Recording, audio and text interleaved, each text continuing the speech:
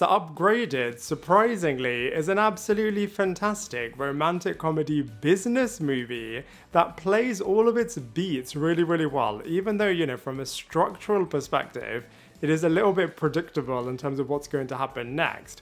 Like I said, I just think they pieced it all together really, really well, led brilliantly by Camila Mendes, who I actually have to say, I feel like is beating all of her Riverdale peers in terms of signing on for the best projects and just making really, really good movies. From The Perfect Date to Dangerous Lies to Do Revenge to now this, I have to say Camila Mendes is absolutely smashing it on all fronts and is totally beating Cole Sprouse's latest movie. Even though that one got a theatrical release, I actually feel like Upgraded is 10 times better than Lisa Frankenstein. And like I said, Camila Mendes just owns it. She is just so good in pretty much every single scene in this movie.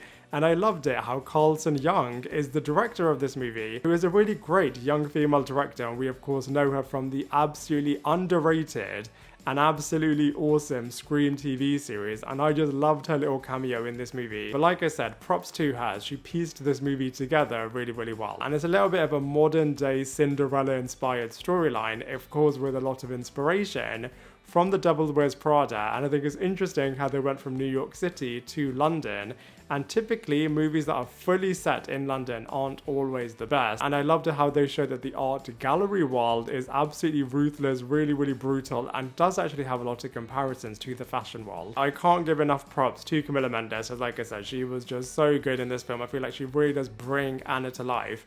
And even though the character of Veronica Lodge is just so synonymous with Camila Mendes, I feel like she is able to play this very different type of character so well, as of course Anna is very down on her luck. She is a really passionate and really intelligent character, and I just love the journey that she goes on in terms of, you know, just one little lie just is absolutely blooming into taking over her life. I wish that they would have explored a few more consequences of all of this and just a couple more tense moments with Anna and a number of other different characters in this movie. But that being said, for what they did do with this character, I feel like is really, really good, and I feel like you can learn a little bit from her. Of course, not all of the lying, but definitely the aspects of just grabbing loads of opportunities.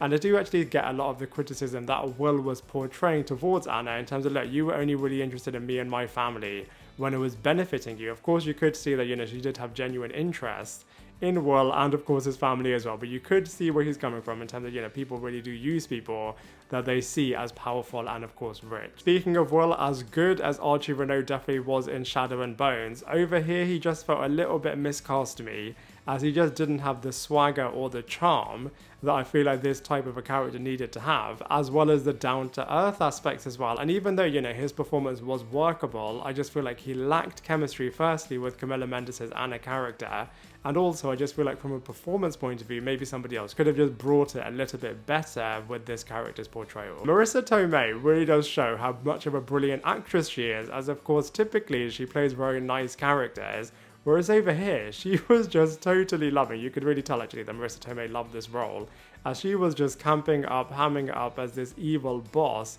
and so ruthless. The way in which she totally destroyed Billy's life and career right in the beginning, I was like, look, you're never going to work in the art industry again after all of the emails that I send out. You can really see that this character really is running a really tight ship.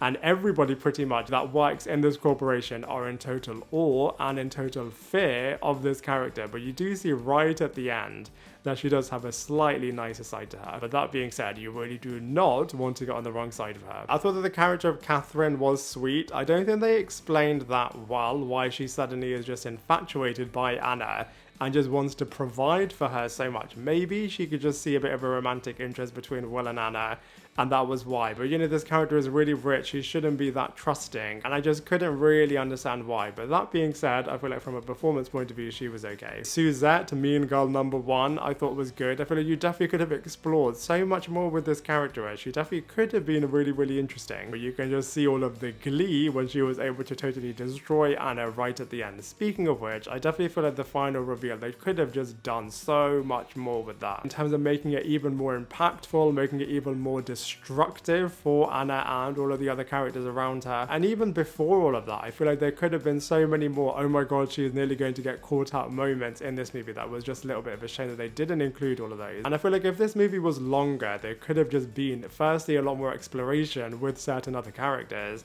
and then there could have been even more situations where Anna's world is nearly going to come crumbling down, and then when it does come crumbling down, how on earth does she rebuild it? However, that being said, for what they did pack in this movie, I do actually feel like it worked really well. I do love all of the social commentary that it was giving in terms of nowadays, relationships pretty much are very transactional, and people are just seeing what they can get and how they can use other people. I love the showcase of first class and how luxurious it is. If anything, again, I would have loved to have seen even more of that, but at least on the plane and the lounges, you can really see that this is something that a lot of people want to strive towards. And I love how full circle it all does come by the end. I thought the ending was really, really sweet. And I loved all of the throwbacks that it had back to when she was living with her sister and her sister's partner, when she was just analysing this painting, which pretty much just has loads of shapes in it. I feel like her sister and her sister's partner, more so to speak, were really, really good. And if anything, again, I would have loved even more exploration with these characters. So even though, you know, this movie definitely could have been a lot longer and could have explored certain more things, and definitely could have taken a few more risks as well,